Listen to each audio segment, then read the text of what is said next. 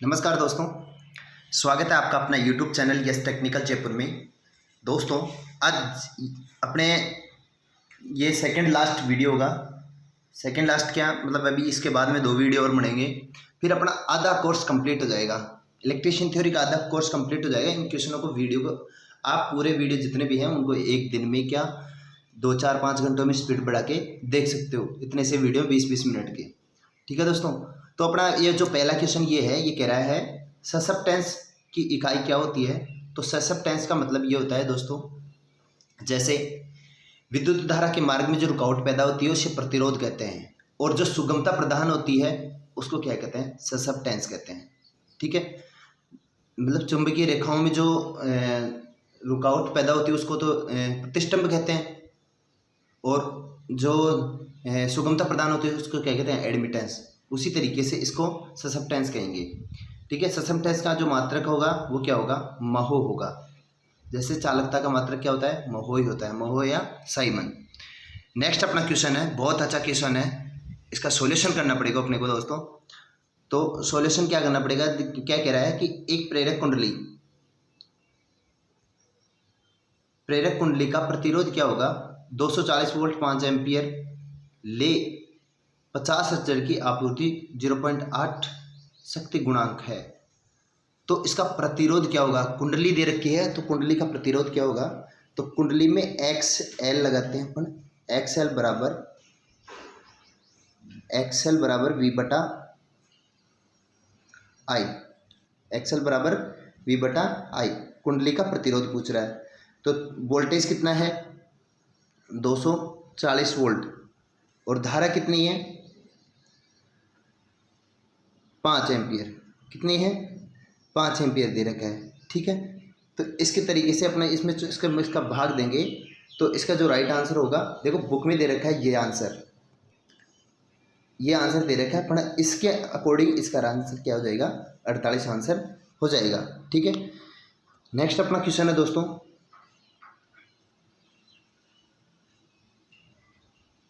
Next question है AC परिपथ में अनुनाद आवृत्ति को कैसे बढ़ाया जा सकता है। अनुनाद आवृत्ति को बढ़ाने के लिए अपने कैपेसिटेंस के जो संधारित्र का जो मान होता है उसमें कमी करनी पड़ती है, तब जाके अपन एसी आवृत्ति का अनुनाद आवृत्ति बढ़ा सकते हैं।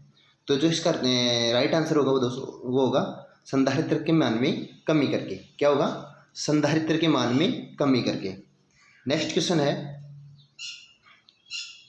3 फेज रिएक्टिव पावर, रिएक्टिव दे रखा है, इंडक्टिव नहीं दे रखा है ना। इंडक्टिव दे रखा था होता तो आंसर दूसरा होता, और रिएक्टिव दे रखा है इसमें रिएक्टिव। पीआर को निकालने के लिए सूत्र क्या सूत्र है, यदि लाइन वोल्टेज व लाइन करंट ये है। तो दोस्तों अगर यहाँ पे रिएक्टिव न देकर इंडक्टिव दिया होता तो अपना राइट आंसर क्या होता, डी होता। क्या होता, डी। अब यहाँ पे रिएक्टिव दे रखा है तो इसका राइट आंसर क्या हो जाएगा, सी हो जाएगा। रिएक्टिव में तो आएगा साइन फाई और इंडक्टिव में आएगा कोस फाई। तो अपना जो राइट आंसर होगा इस क्वेश्चन का वो होगा सी। ठीक है, क्या होगा, सी अपना राइट आंसर होगा। नेक्स्ट क्वेश्चन यही पढ़ लेते हैं अपन। 3 कला प्रणाली में शक्ति गुणांक 0.5 पश्चगामी से नीचे होने का मुख्य कारण क्या है। 0.5 पश्चगामी होने का मुख्य कारण क्या है। तो अपन आंसर ऑप्शन देखते हैं इसमें।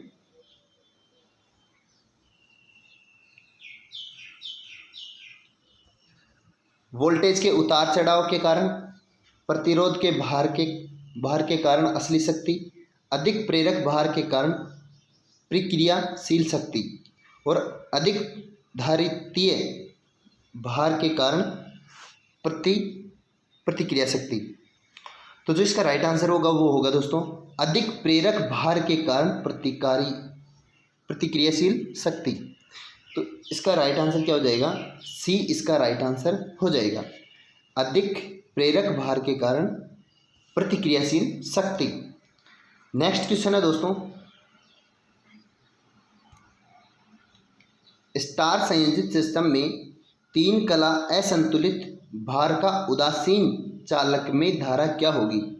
एक स्टार संयोजित सिस्टम है जो अपने घरों के आसपास जो ट्रांसफार्मर होता है उसमें ट्रांसफार्मर में जो एक फेज आता है और एक न्यूट्रल आता है और उसको देते हैं एक तार 11,000 का एक तार देते हैं जो छोटा ट्रांसफार्मर होता है उसको, और वो देता है अपने को 2 तार। तो क्या होता है उसमें 3 वाइंडिंग होती है, वाइंडिंगों को सप्लाई दी जाती है। सप्लाई देकर जहाँ तीनों वाइंडिंगों को एक जगह किया जाता है वो न्यूट्रल बिंदु होता है और उस न्यूट्रल बिंदु से अपने को न्यूट्रल प्राप्त होता है जिसमें करंट नहीं आता है। ठीक है, तो स्टार संयोजित सिस्टम में कला असंतुलित भार दे रखा है। भार क्या दे रखा है? असंतुलित। संतुलित भार होता है उसमें न्यूट्रल में कोई भी करंट नहीं होती है, किसी भी प्रकार की कोई करंट नहीं होती है। जब संतुलित भार दे रखा होता है, तीनों वाइंडिंगों के ऊपर संतुलित वोल्टेज हो, है ना, संतुलित भार हो, तब जाके उसमें किसी प्रकार के न्यूट्रल में कोई करंट नहीं होता है। अगर कारणवश वहाँ पे असंतुलित भार होता है तो उस समय न्यूट्रल में करंट आने की संभावना रहती है। तो जो अपना राइट आंसर होगा कला में से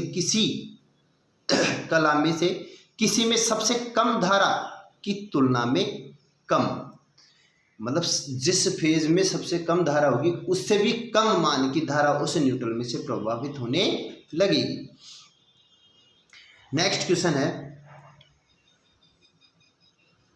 3 कला 415 वोल्ट 50 हर्ट्ज स्टार सिस्टम में केवीए में आभासी शक्ति की गणना कीजिए। यदि लाइन धारा 16 एम्पियर और 0.8 शक्ति गुणांक है तो इसमें क्या गणना करा रहा है?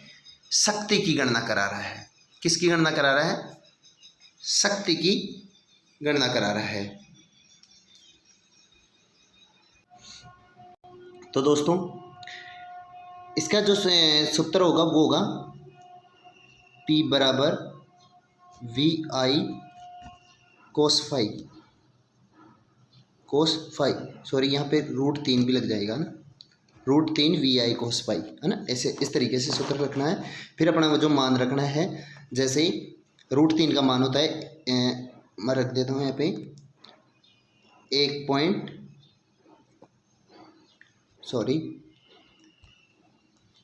अपना सूत्र होगा वो होगा P बराबर √3 VI और cos फाई।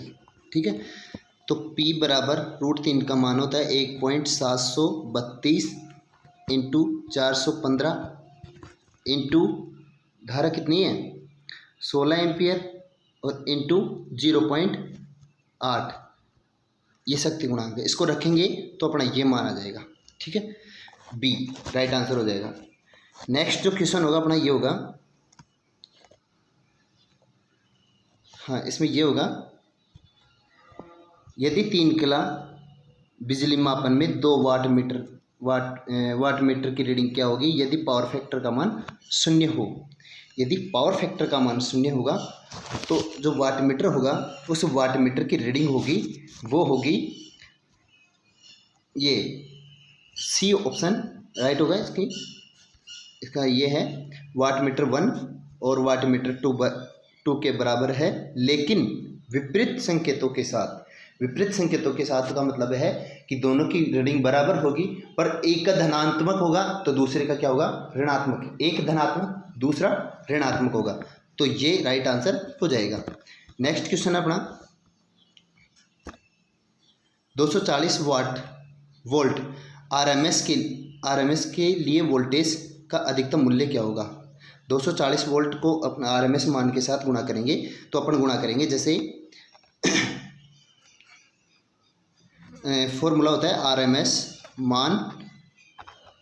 मान बराबर होगा, जैसे अपने इसमें 240 वोल्ट दे रखा है, 240 वोल्ट इंटू √2 से गुणा करना है। √2 से गुणा करेंगे तो अपना ये आ जाएगा 339.5 राइट आंसर आ जाएगा। करके देख लेना ना। नेक्स्ट क्वेश्चन अपना एसी सर्किट में रिएक्टिव पावर का सूत्र क्या होगा। मैंने कहा था रिएक्टिव पावर में हमेशा साइन फाई आता है और इंडक्टिव पावर में कोस फाई आता है, तो अपना राइट आंसर क्या हो जाएगा रिएक्टिव पावर में VI साइन फाई आ जाएगा। और अगर यहाँ पे इंडक्टिव पावर होता तो cos फाई राइट आंसर होता। ठीक है, तो डी अपना राइट आंसर होगा।